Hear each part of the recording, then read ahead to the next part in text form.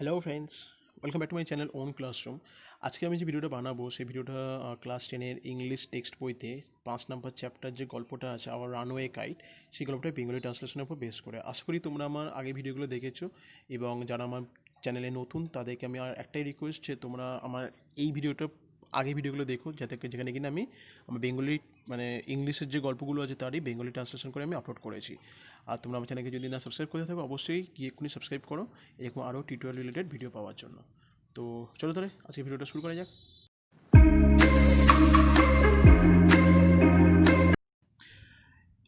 এই গল্পটা হচ্ছে আমার রানওয়ে কাইট, যার লেখক হচ্ছে কি Lucy মন্টোগো Mary.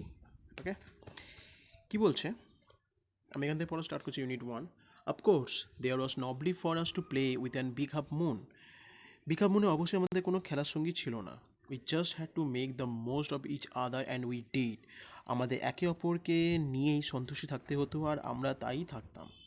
We live on the big half moon island. আমরা বিগ হাফ মুন দ্বীপে বাস করি। We are father and Claude and I and aunt Esther and Mimi and Dick. আমরা বলতে আমার বাবা ক্লড, আমি এবং এস্থার আন্টি, মিমি আর Dick. It use to be only father and Claude and I. আগে শুধু বাবা, ক্লড আর আমিই থাকতাম। It is all on account of the kite that there are more of us. এখন ওই ঘুড়িটার জন্যই আমাদের মধ্যে আরও অনেকজন বেশি রয়েছে। Where is that? I just lost it. Just a minute. একটুখানি দাঁড়াও। আচ্ছা, এখান থেকে পড়বো আমি এবার। This is what I want to tell you about. এই ব্যাপারটা সম্পর্কে আমি তোমাদের কাছে কিছু বলতে চাই। Father is the keeper of the big half Moon lighthouse. বাবা হলেন বিগ হাফ মুন লাইট হাউসের রক্ষক। I am 11 years old. আমার বয়স 11। ক্লড ইজ 12 আর ক্লডের 12। In winter when the harbours is frozen over we all move over to the mainland. শীতকালে বন্দরে যখন বরফ জমে যায় তখন আমরা সবাই মূল ভূখণ্ডে চলে যাই। As soon as spring comes, তারপরে যেই বসন্ত আসে, back we sail to our own dear island, তখন আমরা আবার জলযাত্রা করে আমাদের প্রিয় দ্বীপে ফিরে আসি। The funny part use to be that people অ্যাওয়ে পিটিড আস হোয়েন, আচ্ছা পিটিড বলতে পারো, তোমার পাইটিডও বলতে পারো, কোনো অসুবিধা নেই।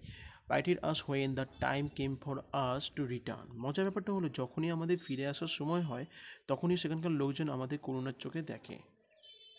They said we must be so lonesome over there with no other children near us. তারা বলে নিশ্চয়ই দ্বীপে আমাদের ভীষণ একা একা লাগে, কারণ সেখানে আমাদের কাছাকাছি কোনো বাচ্চা ছেলে মেয়ে থাকে না। They said, okay, of course, Claude and I would have liked to have someone to play with us. Claude এবং আমার অবশ্যই ভালো লাগতো যদি ওখানে আমাদের সঙ্গে খেলবার মতো কোনো বাচ্চা থাকতো। It is hard to run pirate caves and things like that with only two. দুজন মিলে ডাকাতদের গুহা বা ওই জাতীয় খেলা চালানোটা বেশ কষ্টকর ছিল। But we used to quarrel a good deal with the mainland children in winter.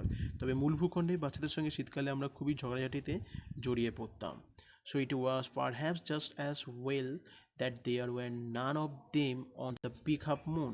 হয়তো সেটা বিগ হাফ মুনে কেউ বাস করতো না বলেই অন্তত ওদের মধ্যে। Claude and I never quarrel. তবে ক্লড আর আমি কোনোদিনই ঝগড়া করিনি। Okay, go to the next page. To be sure father did not seem to have any relation except us. সত্যি বলতে কি বাবাকে দেখে মনে হতো না যে আমাদের ছাড়া আর কোনো আত্মীয় স্বজন বাবার আছে। This use to puzzle Claude and me. এই ব্যাপারটা আমাদের ক্লড এবং আমার কাছে খুবই আমাদেরকে অবাক করে তুলেছিল। Everybody on the mainland had relation. মূল ভূখণ্ডে প্রত্যেকেরই আত্মীয় স্বজন ছিল। Why had not we? তাহলে আমাদের কেন কেউ নেই? Was it because we live on an island? এটা কি আমরা একটা দ্বীপে বাস করি বলে? We thought would be so jolly to have an uncle and aunt and some cousin. আমরা ভাবতাম আমাদের যদি কোনো কাকা কাকিমা এবং কিছু মানে তাদের ছেলেমেয়েরা যদি থাকতো তাহলে কি মজাটাই না হতো। Also we asked father about it. একবার আমরা বাবাকে সেই প্রশ্নটা করেছিলাম। But he looked so sorrowful that we wish we had not. কিন্তু প্রত্যুত্তরে উনি আমাদের দিকে এমন করুণভাবে তাকিয়েছিলেন যে আমাদের মনে হয়েছিল প্রশ্নটা না করলেই বোধহয় ভালো হতো। He said it was all his fault. উনি বলেছিলেন যে সব দোষই তার। Claude and I did not understand what he mean. Claude এবং আমি কিছুই বুঝতে পারিনি যে বাবা কী বোঝাতে চেয়েছিল আমাদেরকে। Okay, go to the page number 40, যেখানে ইউনিট 2টা উল্লেখ করা আছে। It is always lovely on the big half Moon in summer. গ্রীষ্মকালে সবসময় বিগ হাফ মুনটা খুব সুন্দর থাকতো। When it is fine the harbour is blue and calm. যখন ভালো সময় তখন বন্দরটা হয়ে থাকে নীল এবং শান্ত। With a little wind is and ripple. সামান্য হাওয়ায় উঠে ছোট ছোট ঢেউ বা লহরী। লহরী বলতে বন্ধুরা ঢেউয়ের যে মানে কী বলবো ভাগটা, যেটা বড় ঢেউগুলো বলে সেগুলোকে লহরী বলা হয়। Every summer we had some hobby. প্রত্যেক গ্রীষ্মেই আমাদের কিছু শখ থাকতো। The last summer before Dick and Mimi came. গত গ্রীষ্মে ডিক এবং মিমি আসার আগে we were crazy about kites. আমরা ঘুড়ির ব্যাপারে পাগল হয়ে গেছিলাম। A boy to the mainland showed Claude how to make them. মূল ভূখণ্ডে একটি ছেলে ক্লডকে দেখিয়েছিল কীভাবে ঘুড়ি তৈরি করতে হয়। Back on the island we made plenty of kites. দ্বীপে ফিরে এসে আমরা প্রচুর ঘুড়ি তৈরি করেছিলাম। Claude would go around to the other side of the island and we would play shipwrecked mariners signalling to each other with kites. Claude দ্বীপের অন্য প্রান্তে ঘুরে চলে যেত এবং আমরা জাহাজডুবি নাবিকের সঙ্গে খেলতাম, ঘুড়ির মাধ্যমে একে অপরকে সংকেত করে, মানে সংকেত পাঠিয়ে। We had a kite that was big and covered with lovely red paper. আমাদের একটা ঘুড়ি ছিল যেটা ছিল খুব বড় ও সুন্দর লাল কাগজের তৈরি। We pasted gold tinsel stars all over it and had written our names full on it. ওটার গোটা গায়ে আমরা সোনালি উজ্জ্বল তারা লাগিয়ে দিয়েছিলাম এবং আমাদের পুরো নামগুলো ওটার উপরে লিখে রেখেছিলাম। ক্লডস লিড অ্যান্ড ফিলিপার Lead Big half Moon lighthouse. Claude Lead এবং ফিলিপার লিড এবং Big half Moon lighthouse. One day there was a grand wind for kite flying. একদিন ঘুড়ি ওড়ানোর উপযোগী সুন্দর হাওয়া বইছিল। I am not sure how it happen. আমি নিশ্চিত ছিলাম না যে এই ব্যাপারটা কীভাবে ঘটে গিয়েছিল। But as I was bringing the kite from the house, কিন্তু বাড়ি থেকে যখন আমি নিয়ে আসছিলাম, I tripped and I fell over the rocks. হঠাৎ আমি হোঁচট খেয়ে পাথরের উপর উল্টে পড়ে গেলাম। My elbow went clear through the kite making a big hole. আমার কোনোই ঘুড়িটার মধ্যে দিয়ে চলে যেতেই ওটার মধ্যে একটা বড় সড়ো ফুটো হয়ে গেল। We had to hurry to fix the kite if we wanted to send it up before the wind fail. বাতাস মানে হাওয়া বন্ধ হয়ে যাওয়ার আগে ঘুড়িটাকে উড়াতে গেলে আমাদের ওটাকে খুব তাড়াতাড়ি সারাতেই হবে। We rushed into the lighthouse to get some paper. সুতরাং কিছু কাগজ জোগাড় করার জন্য আমরা লাইট হাউসের দিকে দৌড়ে গেছিলাম। We knew there was no more red paper. আমরা জানতাম যে সেখানে আর কোনো লাল কাগজ অবশিষ্ট ছিল না। We took the first things that came handy. সুতরাং আমাদের হাতের সামনে প্রথমে যা পেলাম সেটাকেই নিয়েছিলাম। And old letter lying on the bookcase in the sitting room. অর্থাৎ বসার ঘরে বুক কেসের ওপর পড়ে থাকা একটা পুরনো চিঠি। We passed the kite up with the letter, a sheet on each side, and dried it by the fire. ওই চিঠিটা দিয়ে আমরা ঘড়িটাকে তালি দিয়েছিলাম। একটা করে চিঠির পাতা ঘড়িটার দুদিকে আঠা দিয়ে জুড়ে সেটাকে আগুনের তাপে শুকিয়ে নিয়েছিলাম। We started out and up went the kite like a bird. এরপর আমরা বাইরে গিয়ে ঘুড়ি ওড়ানো শুরু করেছিলাম এবং মুহূর্তের মধ্যে ঘুড়িটা পাখির মতো আকাশে উঠে গিয়েছিল। All at once, snap, and there was Claude standing with a bead of cord in his hand, looking foolish. হঠাৎই কর্ড ছিঁড়ে যাওয়ার সুতোটা এক প্রান্ত হাতে নিয়ে বোকার মতো ক্লড দাঁড়িয়েছিল। Our kite had sailed away over to the mainland. আমাদের কাটা ঘুড়িটা হাওয়া ভাসতে ভাসতে মূল ভূখণ্ডের দিকে যেতে থাকলো। তোমরা 43 পেজে ইউনিট 3তে চলে আসবে। এখান থেকে পড়ছি আমি এবার। A month later a letter came for father. মাসখানেক পর বাবার নামে একটা চিঠি এলো। After he finished reading it, চিঠিটা পড়ার পর বাবার চোখে দেখে মনে হলো his eyes looked as if he had been crying. তিনি কাঁদছিলেন। Do you want to know what become of your kite? He said. তোমরা কি শুনতে চাও যে তোমাদের ঘুড়িটার কি হয়েছে? বাবা আমাদের জিজ্ঞাসা করেছিলেন। Then he sat down beside us and told us the whole story.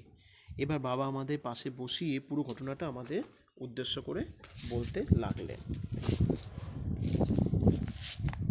Father had a brother and a sister. বাবার এক ভাই ও এক বোন ছিল.